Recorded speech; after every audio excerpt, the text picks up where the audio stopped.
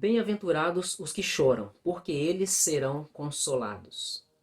Esta é a segunda bem-aventurança registrada em um texto bíblico no livro de Mateus, texto esse que conhecemos como Sermão do Monte.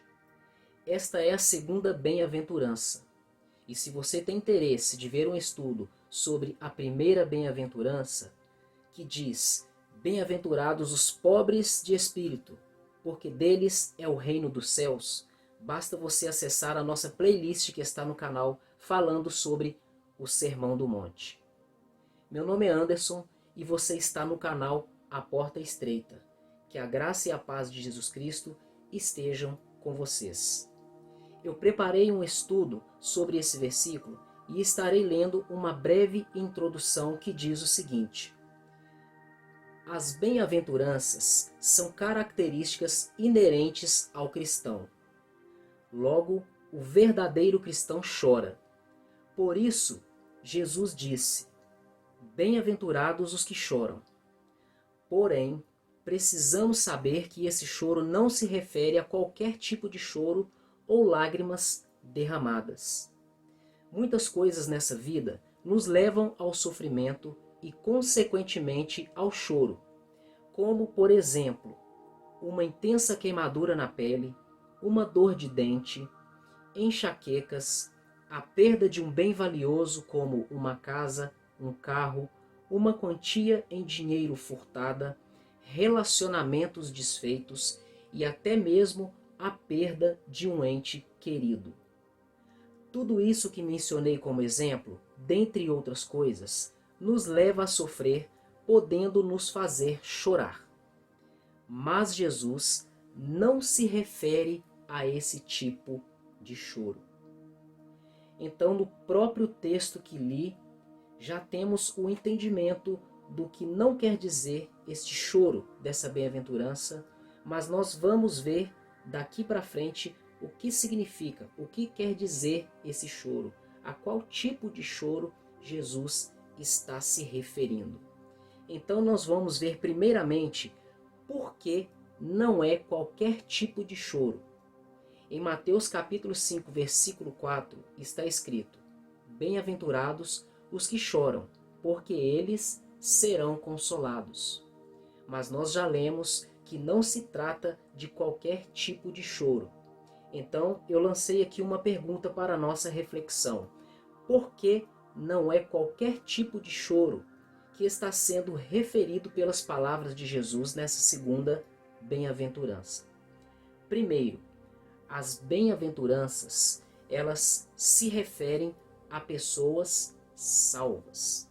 Você precisa compreender que quando a Bíblia Sagrada diz bem-aventurados, seja no Sermão do Monte, seja em qualquer outro texto do Novo Testamento ou no Antigo Testamento, Deus está se referindo a pessoas abençoadas por Ele. Essas bênçãos, essas bem-aventuranças, elas se referem a pessoas que possuem o perfil de uma pessoa salva, um perfil de um filho de Deus. Primeiramente, nós temos em Mateus capítulo 5, versículo 3, o seguinte texto: bem-aventurados os pobres de espírito, porque deles é o reino dos céus. Então, primeiramente, nesse versículo 3 do capítulo 5 de Mateus, nós vemos claramente que essa bem-aventurança, que diz que bem-aventurados são os pobres de espírito, ela se refere apenas às pessoas que vão herdar o reino de Deus. Portanto, entendemos que são pessoas salvas. Não se refere a qualquer tipo de pessoa. Vamos ver o segundo versículo das bem-aventuranças, que nos dá a ideia de que as bem-aventuranças se referem a pessoas salvas. Esse versículo é o versículo de número 8 do capítulo 5 de Mateus, que diz o seguinte: bem-aventurados os limpos de coração, porque eles verão a Deus. Esta bem-aventurança que está no versículo 8, ela nos afirma que as pessoas que são limpas de coração, ou seja, que têm um coração puro, elas verão a Deus. E através desse versículo também podemos entender que as bem-aventuranças se referem a pessoas salvas. Porque nós entendemos, segundo os textos bíblicos, que apenas as pessoas que creem em Deus, que temem a Deus, que vivem debaixo da obediência a Deus, as pessoas que são consideradas filhas de Deus ou filhos de Deus, apenas essas pessoas viverão eternamente na presença de Deus e também verão a Deus. Agora vamos para o terceiro versículo que nos dá esse entendimento de que as bem-aventuranças se referem às pessoas salvas. Está em Mateus capítulo 5, versículo 9, que diz o seguinte: Bem-aventurados os pacificadores, porque eles serão chamados filhos de Deus. Conforme eu já mencionei em algumas explicações anteriores, os filhos de Deus são aqueles que herdarão a salvação. E esse versículo de número 9, no capítulo 5 de Mateus, diz que os pacificadores são bem-aventurados, porque eles serão chamados filhos de Deus. Até o momento, vemos aqui que as bem-aventuranças, elas se referem a pessoas salvas. Ou seja, pessoas que não possuem esse perfil, que não se enquadram nesse perfil, nesse estilo de vida, essas pessoas não são filhos de Deus, elas não verão a Deus, elas não herdarão a vida eterna. Portanto, não se trata de pessoas salvas. As bem-aventuranças não são para qualquer tipo de pessoa, apenas para pessoas salvas, apenas para os filhos de Deus. Então vamos para a próxima pergunta. Já que não é qualquer tipo de choro, então que tipo de choro é esse? A bem-aventurança diz: Bem-aventurados os que choram, porque eles serão consolados. Não é um choro mundano, nem carnal, nem mesmo um choro natural, mas sim um choro provocado pelo Espírito Santo. Lembre-se, as bem-aventuranças são características de uma pessoa salva, de um filho de Deus, conforme nós vimos anteriormente. Nós precisamos lembrar que um choro mundano, ou seja, por causa das coisas do mundo, um choro carnal, que é gerado, produzido por causa de coisas materiais, coisas carnais, ou um choro natural, esse tipo de choro, ele não nos dá a garantia, ou melhor, ele não é um sinal de que as pessoas que produzem esse tipo de choro têm a salvação, verão a Deus ou são filhas de Deus. Portanto, não é sobre esse tipo de choro que Jesus está falando nessa segunda bem-aventurança. Ao contrário disso, esse choro é provocado pelo Espírito Santo. E precisamos também lembrar que as bem-aventuranças, elas se referem a pessoas salvas. Esse choro, ele provém de uma pessoa que já foi regenerada, uma pessoa que creu no Senhor Jesus e nasceu de novo. Segundo, que tipo de choro é esse? Esse choro é de pessoas pobres e humildes de espírito, pessoas sensíveis ao pecado.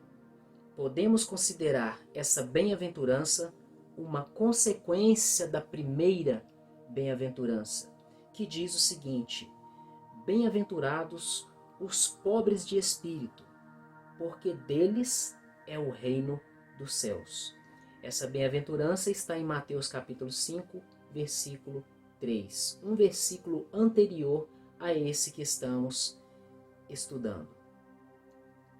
Pessoas pobres e humildes de espírito, foi o que eu li aqui para você. Nós já vimos em outro vídeo que uma pessoa pobre e humilde de espírito é uma pessoa que reconhece a sua situação pecaminosa e reconhece a sua total e completa dependência de Deus. Além disso, ela reconhece também que depende de Deus para tudo e para todas as coisas. Trata-se de algo espiritual, algo que não vem de nós. O ser humano por si mesmo não consegue reconhecer a sua pobreza, a sua miséria espiritual, a sua necessidade de perdão e salvação. Apenas o Espírito de Deus convence o homem do pecado, da justiça e também do juízo. E a partir do momento que o Espírito Santo convence uma pessoa do pecado, essa pessoa crê no Evangelho de Deus, Deus faz dela uma nova criatura. Nós nos tornamos filhos de Deus. A partir daí, quando temos o Espírito Santo, nos tornamos sensíveis ao pecado. Isso é algo muito importante e necessário para o padrão da vida de todo o cristão. Padrão esse que encontramos nas bem-aventuranças. Então, podemos considerar que essa bem-aventurança é uma consequência da primeira. Ou seja, bem-aventurados os que choram. Os filhos de Deus choram porque eles reconhecem que a natureza pecaminosa ainda habita em seu ser. Nós cristãos, nós possuímos duas naturezas. Uma natureza carnal e uma natureza espiritual. A natureza carnal é aquela que nos faz pecar. E toda pessoa, todo cristão verdadeiro que anseia intensamente agradar ao Senhor, viver em santidade, fazer a vontade de Deus, dar bom testemunho do nome de Cristo e ser luz nesse mundo, essa pessoa lamenta grandiosamente por causa de seus pecados, mesmo sendo uma pessoa salva.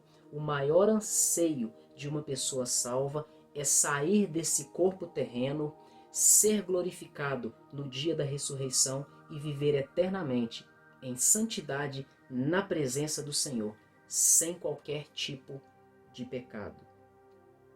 Então vamos agora para a terceira pergunta sobre esse versículo, sobre essa bem-aventurança que diz: bem-aventurados os que choram, porque eles serão consolados. E a terceira pergunta que eu lancei para a nossa reflexão diz o seguinte: por que o bem-aventurado chora? Acredito que já adiantei alguma coisa sobre esse assunto, mas vou continuar a leitura. Primeiro, porque ele é salvo. O bem-aventurado chora, primeiramente, porque ele é salvo. Portanto, ele tem a natureza de Deus. Logo, ele não aceita a natureza do pecado que habita em si, conforme eu falei anteriormente. Então, ele chora por seus pecados.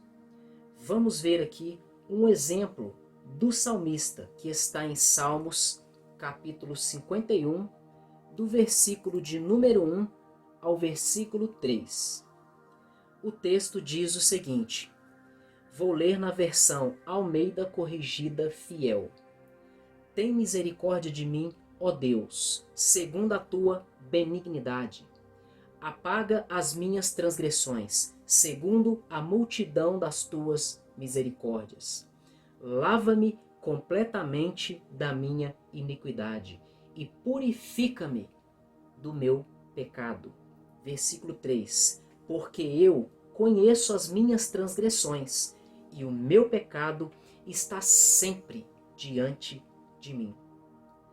Talvez para alguns possa parecer simples palavras, mas se você tiver um bom discernimento espiritual, uma boa sensibilidade do Espírito Santo e sensibilidade dos seus pecados e também da presença de Deus, você consegue ver quão profundas são essas palavras. Essas palavras expressam os sentimentos, a preocupação e o desespero do salmista por causa de seus pecados. Ele ansiava grandemente pela purificação de seus pecados da parte de Deus. Ele ansiava grandiosamente que Deus perdoasse os seus pecados. E aqui vemos também que ele reconhecia de fato que ele era um pecador, pois ele diz: lava-me completamente da minha iniquidade e purifica-me do meu pecado, porque eu conheço as minhas transgressões e o meu pecado está sempre diante de mim. Portanto, o salmista era um homem humilde, sensível ao Espírito Santo, sensível aos seus pecados, e ele reconhecia que era um pecador. Por isso, o bem-aventurado chora, porque ele reconhece que é um pecador. Ele tem a natureza de Deus, ele não aceita a natureza do pecado que habita em si mesmo. Vamos ler aqui para dar uma reforçada, um complemento nesse estudo. Vamos ler em Lamentações, no capítulo 3, versículos 39 e 40. Está escrito o seguinte: de que se queixa, pois, o homem vivente? Queixe-se cada um dos seus pecados. Esquadrinhemos os nossos caminhos e provemo-los e voltemos para o Senhor. Eu li na versão Almeida Corrigida e Fiel. Esses versículos nos trazem uma exortação, uma correção, uma instrução e um conselho. De que, pois, o homem tem se queixado? De que você tem reclamado na sua vida? Qual é a sua murmuração? Qual é a sua reclamação? Qual é a ansiedade da sua vida? Em Lamentações capítulo 3, versículo 39, nós temos o seguinte conselho ou ordem: queixe-se cada um dos seus pecados. Em outras palavras, nós deveríamos estar preocupando com nossa santidade, com a nossa posição diante de Deus. Deveríamos estar preocupados com os nossos pecados, assim como era na vida do salmista, conforme eu acabei de ler em Salmos capítulo 51, do versículo 1 ao versículo de número 3. Agora, a segunda resposta para a pergunta: por que o bem-aventurado chora? O bem-aventurado chora porque ele reconhece que é pobre de espírito. Esse é o motivo principal que o leva a chorar e lamentar sua condição diante de Deus e do pecado. Ele reconhece ser um pecador. Eu já falei anteriormente que a pessoa que chora, o bem-aventurado que chora, um dos motivos que o faz chorar é porque ele reconhece que ele é pobre de espírito. E também nós precisamos chorar e lamentar a nossa condição diante de Deus e do pecado. Ou seja, o bem-aventurado chora porque, além de reconhecer que é um pobre de espírito, de que ele necessita e carece do perdão de Deus e da salvação, ele chora e lamenta por sua condição diante de Deus. Isso por quê? Porque ele possui a natureza de Deus em si. Ele tem o Espírito Santo. Ele é um filho de Deus. Ele é uma pessoa salva. O seu nome está escrito no livro da vida. Isso não acontece na vida do homem ou da mulher que ainda não conhece o Evangelho de Cristo, que não crê no Senhor Jesus Cristo, que não teme nem obedece ao Senhor.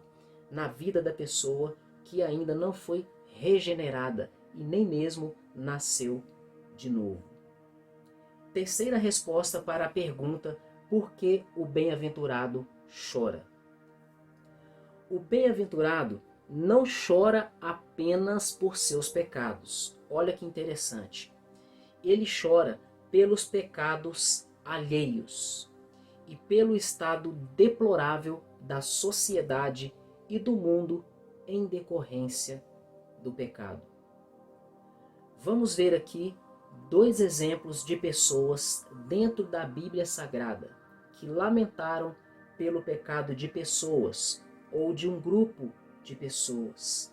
A leitura que vou fazer está em Êxodo, no capítulo 32, nos versículos 31 e 32. Eu vou ler na versão Almeida corrigida e fiel.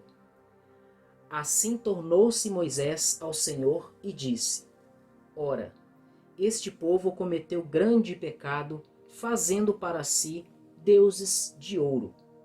Agora, pois, perdoa o seu pecado, senão, risca-me, peço-te, do teu livro que tens escrito. Veja que impressionante o amor de Moisés pela nação de Israel, que tinha acabado de sair do Egito e estava em peregrinação pelo deserto rumo à terra prometida, terra de Canaã.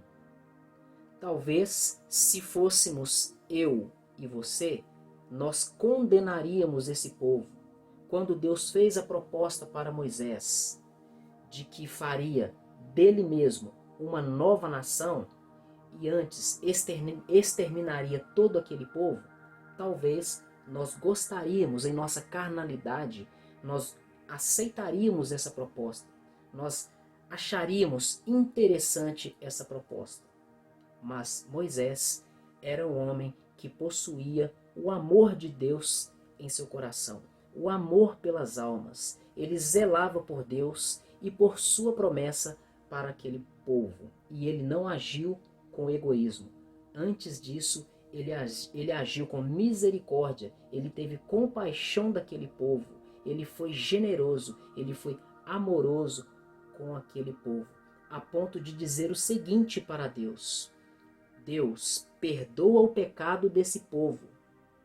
Caso o Senhor não faça isso, eu te peço que risque-me do teu livro que tens escrito. Então vemos aqui que Moisés tinha preocupação com aquele povo. Ele lamentou diante de Deus pelos pecados daquele povo. Ele chorou, ele intercedeu, ele se colocou no lugar daquele povo, a fim de que Deus perdoasse os pecados daquelas pessoas, os pecados daquela nação. Agora nós vamos ler o outro exemplo que está em 2 Pedro, segunda carta de Pedro, no capítulo 2, versículos 7 e 8. Vou ler na versão NVI, Nova Versão Internacional. O texto diz o seguinte: Mas livrou Ló, homem justo, que se afligia com um procedimento libertino dos que não tinham princípios morais. Pois vivendo entre eles, todos os dias aquele justo se atormentava em sua alma por causa das maldades que via e ouvia. Nós temos aqui mais um exemplo e um perfeito exemplo de um homem que chorava, lamentava e sofria por causa não apenas de seus pecados, mas do pecado alheio, do pecado daquela nação. E acredito que você já conhece a história de Ló. Ló vivia entre o povo de Sodoma e Gomorra. Ele vivia no meio daquele povo. Era um povo pervertido, um povo libertino. Vivia em libertinagem, vivia da maneira que eles bem entendiam. E nos dias de hoje as coisas não estão diferentes. Tantas notícias de tragédias, tantas notícias de escândalo, de acontecimentos, práticas, aprovações, ou melhor, aprovação de leis para contradizer os princípios bíblicos, para aprovar práticas e condutas que contradizem a palavra de Deus, os princípios morais, éticos, bíblicos e cristãos. E aquele que verdadeiramente é filho de Deus, ele sofre, ele fica triste com essas notícias, ele lamenta pelo pecado do povo, pelo pecado também da nação brasileira. Continuando o nosso estudo sobre essa bem-aventurança que diz: Bem-aventurados os que choram, porque eles serão consolados. Eu tenho aqui mais uma pergunta. Como o bem-aventurado é consolado? A bem-aventurança diz: Bem-aventurados os que choram. Até o momento, nós já vimos quem são essas pessoas que choram, que tipo de choro é esse, que tipo de choro não é esse, e agora nós vamos ver qual promessa é essa para quem se enquadra nessa bem-aventurança, que diz o seguinte: eles serão consolados. Então eu vou ler para você o texto que diz o seguinte: o fato de sermos salvos, filhos de Deus, e termos o Espírito Santo, não significa que não enfrentaremos dificuldades e sofrimentos nessa vida. Veja como é importante isso. Talvez você está passando por sofrimento, talvez você está se esforçando, orando todos os dias, jejuando com uma boa frequência, lendo, meditando a palavra de Deus, estudando a palavra de Deus todos os dias, se esforçando ao máximo para não pecar, para obedecer a Deus, fazendo a obra de Deus. Talvez você seja um pastor, uma pastora, um missionário, um pregador, um obreiro na casa do Senhor, ali rígido, andando no caminho estreito do Senhor, e mesmo assim você está vivendo sofrimentos. Fique tranquilo e se alegre. Se você está andando no caminho de santidade do Senhor, está vivendo tribulações, sofrimentos, humilhações, perseguições e rejeições, é isso que faz parte da vida do verdadeiro cristão, pois o próprio Senhor afirmou isso. E olha só, eu vou ler mais uma vez porque isso é muito importante para a minha e para a sua vida. O fato de sermos salvos, filhos de Deus, e termos o Espírito Santo não significa que não enfrentaremos dificuldades e sofrimentos nessa vida. Portanto, esse consolo se dá tanto nessa vida quanto na vida pós-ressurreição. Ou seja, quando Jesus diz: bem-aventurados os que choram, porque eles serão consolados, esse consolo ele se dá tanto nessa vida terrena quanto após a nossa ressurreição. E eu vou ler aqui alguns exemplos de Deus nos consolando, ou melhor, alguns exemplos de como Deus consola o cristão, tanto nessa vida terrena como na vida vindoura, ou seja, após a nossa morte e ressurreição. O primeiro versículo que quero ler para você está em 1 João capítulo 1, versículo 9. Eu vou ler na versão Almeida Corrigida Fiel. Se confessarmos os nossos pecados, Ele é fiel e justo para nos perdoar os pecados e nos purificar de toda injustiça. Com esse versículo nós temos o entendimento que Jesus nos perdoa. Nós vimos anteriormente que um dos principais motivos que leva o bem-aventurado a chorar é por causa de seus pecados, de sua miséria espiritual e por causa dos pecados alheios, dos pecados de uma nação, por exemplo. Mas aqui nós temos um conforto da parte do Senhor Jesus, porque os nossos pecados, eles são anulados, eles são purificados, eles são excluídos da nossa vida. Ou seja, quando Deus olha para nós, os que cremos em Jesus e andamos em obediência na sua palavra, quando Deus nos olha, Ele nos vê não como os pecadores, mas sim como salvos. Ele não vê mancha de pecado em nós, Ele nos vê limpos, puros e santos, porque Jesus Cristo morreu e ressuscitou para nos perdoar dos pecados. Então, se confessarmos os nossos pecados, Ele é fiel e justo para nos perdoar os pecados e nos purificar de toda injustiça. Essa é uma consolação da parte do Senhor para nós. O pecado que antes nos condenava, hoje não nos condena mais, porque Jesus nos perdoa os nossos pecados. O segundo texto está em João, capítulo 8, verso 33.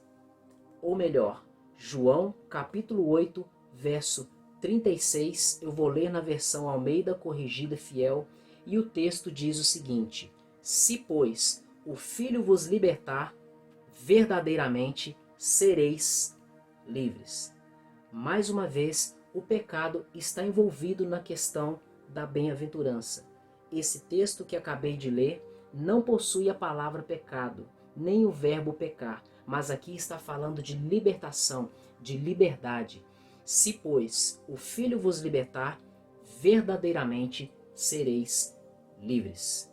Quantas vezes eu e você vivemos debaixo do pecado, aquele pecado que nós tentamos por várias vezes, de diversas formas, ficar livres desses pecados. E muitas das vezes nós não conseguimos. Quantas pessoas estão no mundo escravas do pecado, vivendo debaixo das garras de Satanás por causa de seu pecado, e muitas delas têm desejo, têm vontade de sair dessas práticas pecaminosas e não conseguem. Elas não conseguem porque são mais fracas. Apenas Jesus pode libertar essas pessoas. E nós que cremos no Senhor Jesus já fomos libertos. Não somos mais escravos do pecado. Portanto, esse é um grande consolo que nós já vivemos aqui nesse plano de vida terreno. Se o Filho vos libertar, verdadeiramente sereis livres. Jesus Cristo nos liberta de todo o pecado. Portanto, somos livres e a partir de agora temos a liberdade do Espírito, ou seja, liberdade para fazer a vontade do Espírito, para viver a vontade de Deus. Esse é mais um dos maravilhosos consolos que Deus tem para nós. E o próximo está em 2 Coríntios, no capítulo 1, eu vou ler do versículo 3 ao versículo 5, na versão NVI, Nova Versão Internacional. O texto diz o seguinte: Bendito seja o Deus e Pai de nosso Senhor Jesus Cristo, Pai das misericórdias e de toda consolação, que nos consola em todas as nossas tribulações, para que, com a consolação que recebemos de Deus, possamos consolar os que estão passando por tribulações. Pois assim como os sofrimentos de Cristo transbordam sobre nós, também por meio de Cristo transborda a nossa consolação. Aqui vemos claramente que todo cristão ele passa por tribulação, conforme eu já mencionei anteriormente, que isso é normal e faz parte da vida do cristão. Mas nós não vivemos apenas debaixo da tribulação, isolados, abandonados, largados. Nós temos o Espírito Santo que nos consola, e Deus afirma em sua palavra que ele nos consola em todas as nossas tribulações. Esse consolo pode vir de diversas formas, mas a principal delas é através da palavra. Quando você está passando por tribulação, é necessário que você corra imediatamente aos pés do Senhor, em oração e também na leitura e meditação da palavra. E isto vai além, porque além de sermos consolados em nossas tribulações, nós podemos, com a consolação que recebemos de Deus, também consolar outras pessoas que estão passando por tribulações. Então, Deus também nos consola nessa terra em nossas tribulações. O próximo texto está em Salmos capítulo 30, versículo 5. Vou ler na versão Almeida Corrigida Fiel. O texto diz o seguinte: porque a sua ira dura só um momento, no seu favor está a vida. O choro pode durar uma noite, mas a alegria vem pela manhã. O que nos interessa nesse momento, no versículo que acabei de ler, é a segunda parte do versículo. O choro pode durar uma noite, mas a alegria vem pela manhã. Aqui nós vemos que Deus ele nos dá alegria após a tristeza. É mais uma forma de ele nos consolar. O salmista diz no texto que o choro pode durar uma noite e a alegria vem pela manhã. É claro que nem sempre isso acontece de forma literal na minha vida, nem na sua vida. Um momento de tristeza, de luto, de tribulação, de angústia, de lamento, ele pode durar não apenas uma noite, mas ele pode durar dias, semanas, meses e quem sabe alguns anos. Mas a promessa que Deus tem para nós é a garantia de que a alegria vem pela manhã, ou seja, o consolo, o conforto de Deus, ele virá e não tardará. Ainda que você pense que Deus demora ou que Deus atrasa, não. Deus é perfeito e ele age sempre no tempo certo. A diferença é que Deus não pensa como nós pensamos. Os nossos pensamentos não são os pensamentos de Deus. Os nossos caminhos não são os caminhos de Deus. Portanto, fique tranquilo. No tempo certo, a sua alegria virá. O consolo de Deus para a sua vida virá sobre a sua vida. Agora vamos ver aqui promessas de Deus que ele nos vem consolar, promessas as quais ele vem trazer consolo para nós. Essas promessas estão se referindo à salvação, à vinda vindoura. Eu acabei de falar de promessas que nós estamos vivendo neste plano terreno. Agora eu vou ler algumas referências bíblicas que nos apontam para uma vinda vindoura, o consolo de Deus na nossa vida após a nossa ressurreição. O primeiro texto que vou ler está em Atos, capítulo 16, versículo 31.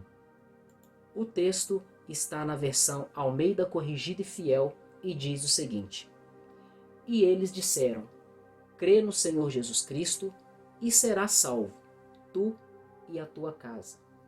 Mais uma consolação para alguém que se encontre desesperado por causa da situação de sua vida pecaminosa. Esse texto está se referindo a um carcereiro que estava cuidando de um cárcere onde Paulo e Silas estavam presos. Então, após as cadeias caírem, o que aconteceu? Aquele homem ficou desesperado porque todas as grades elas se abriram, todos os presos ficaram livres e ele pensou em se suicidar. Mas Paulo, vendo isso, falou para não fazer isso porque todos estavam lá dentro. Esse homem teve tal temor vindo da parte de Deus que eu acredito que ele reconheceu que precisava ser salvo. Pois o texto diz o seguinte: E tirando-os para fora, disse: Senhores, que é necessário que eu faça para me salvar? Esse homem, esse carcereiro, ele reconheceu a sua necessidade de ser salvo, de ser perdoado por Deus. Então lhe responderam: Crê no Senhor Jesus Cristo e serás salvo tu e a tua casa. Com certeza essas palavras foram um grande consolo para aquele homem. E também essas palavras são consolo para as pessoas nos dias atuais. São consolo para mim e para você. Porque sabemos que nós somos salvos, porque cremos no Senhor Jesus Cristo. Não existe consolo melhor que esse. Essa salvação nós já estamos vivendo nessa terra. E ela terá sua continuidade em nossa vida após a ressurreição. O segundo texto que quero ler para você está em Romanos capítulo 6, versículo de número 22. Eu vou ler na versão Almeida Corrigida Fiel. O texto diz o seguinte: Mas agora, libertados do pecado e feitos servos de Deus, tendes o vosso fruto para a santificação e, por fim, a vida eterna. Então vemos nesse versículo que Deus nos promete vida eterna. Ele nos dá vida eterna. Não existe consolo melhor que esse, ter a vida eterna.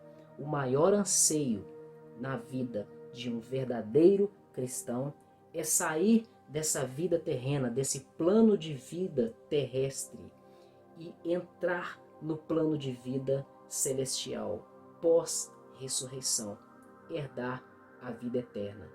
E Deus tem essa promessa para nós, e isto nos consola de fato, nos consola verdadeiramente. O próximo texto que vou ler está em Romanos capítulo 8, versículo 18. Vou ler na versão NVI, Nova Versão Internacional. Considero que os nossos sofrimentos atuais não podem ser comparados com a glória que em nós será revelada. Nesse versículo nós vemos que Deus nos dará glória maior do que o nosso sofrimento nessa vida terrena. Lembra que eu falei sobre tribulação e sofrimento há pouco tempo atrás? Pois bem, nesse versículo, em Romanos 8, no capítulo, ou melhor, em Romanos 8, versículo 18, Deus nos promete que nós teremos uma glória infinitamente maior, incomparável com esses sofrimentos que estamos passando. Portanto, esse será um infinito, um grandioso consolo para mim e para você. Inclusive, apenas por conhecermos, por termos acesso a esse texto, por termos o conhecimento dessa promessa de Deus para nós, isso já gera um grande conforto para os nossos corações. O apóstolo Paulo também escreveu em 2 Coríntios, no capítulo 4, a partir do versículo 16, o seguinte. Vou ler na versão NVI, Nova Versão Internacional. Por isso, não desanimamos, embora exteriormente estejamos a desgastar-nos. Interiormente, estamos sendo renovados dia após dia, pois os nossos sofrimentos, leves e momentâneos, estão produzindo para nós uma glória eterna que pesa mais do que todos eles. Nesse texto, o apóstolo Paulo está reforçando aquilo que ele já havia dito e está registrado em Romanos capítulo 8, versículo 18, conforme acabamos de ler anteriormente.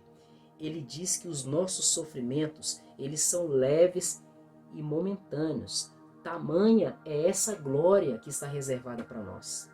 Essa glória é imensurável. A palavra de Deus diz que Deus tem para nós coisas reservadas que nunca subiram ao ouvido humano, à mente humana, que olho nenhum viu, que ouvido nenhum ouviu, não subiu ao coração do homem, à mente humana. Isso também está relacionado a essa glória que Deus tem reservado para nós. E isso é algo tão imenso, tão grande, tão infinito, que o apóstolo Paulo julgou os nossos sofrimentos desse mundo sendo sofrimentos leves e momentâneos. Veja que maravilha! Os nossos sofrimentos leves e momentâneos estão produzindo para nós uma glória eterna que pesa mais do que todos eles. Deus tem um galardão para mim e para você, para todo aquele que crê no nome do seu único Filho Jesus Cristo e anda no seu caminho de santidade, no caminho estreito, o caminho de obediência à palavra de Deus, à vontade do Senhor. E o próximo e último texto que quero ler para você está em Apocalipse capítulo 21, versículo 4, versão Almeida Corrigida Fiel. E Deus limpará de seus olhos toda a lágrima, e não haverá mais morte, nem pranto, nem clamor, nem dor, porque já as primeiras coisas são passadas. Veja que maravilhoso e emocionante esse texto que acabei de ler. Deus vai enxugar as nossas lágrimas e não haverá mais morte, não haverá mais choro, mais pranto, mais clamor, desespero, não haverá dor, nem qualquer tipo de sofrimento, porque as primeiras coisas são passadas. Qual crente que não deseja viver a vida eterna? Qual cristão que não deseja estar na presença do Senhor?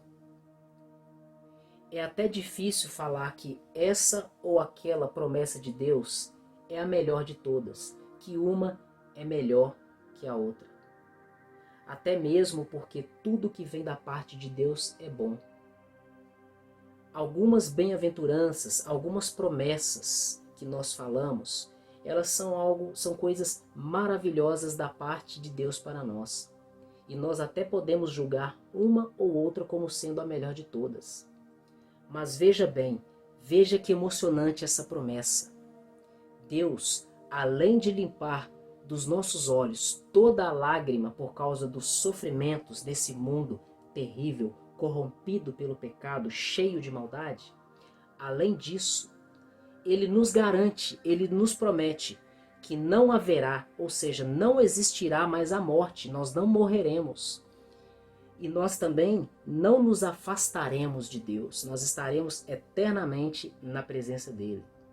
E também não haverá choro, nem clamor, nem dor. Ou seja, não haverá qualquer tipo de sofrimento. Isso é uma consequência de estarmos na presença de Deus. Portanto, essa é uma super, mega, maravilhosa promessa de Deus. Eu particularmente amei. Inclusive, enquanto eu estava lendo esse versículo, eu me emocionei por dentro ao ler essa referência bíblica. Deus vai limpar dos nossos olhos toda lágrima. Não haverá mais morte, nem pranto, nem clamor e nem dor, porque já as primeiras coisas são passadas. Espero que você tenha sido edificado com a palavra de Deus através do que foi falado nesse vídeo. Eu te peço primeiramente que você compartilhe esse vídeo para que outras pessoas também sejam edificadas com a palavra de Deus. Fique à vontade para deixar o seu comentário e também deixe o seu like, pois isso ajuda ao YouTube divulgar o canal. Assim o canal cresce e mais pessoas são alcançadas com a palavra de Deus. Mais pessoas são abençoadas com a ministração da palavra de Deus. Se você não é inscrito, faça sua inscrição e não deixe de ativar as notificações, porque se você não ativar as notificações, o YouTube não te avisa quando eu postar novos vídeos aqui no canal. Eu te agradeço por mais uma visita ao canal A Porta Estreita. Até o próximo vídeo e que Deus continue te abençoando.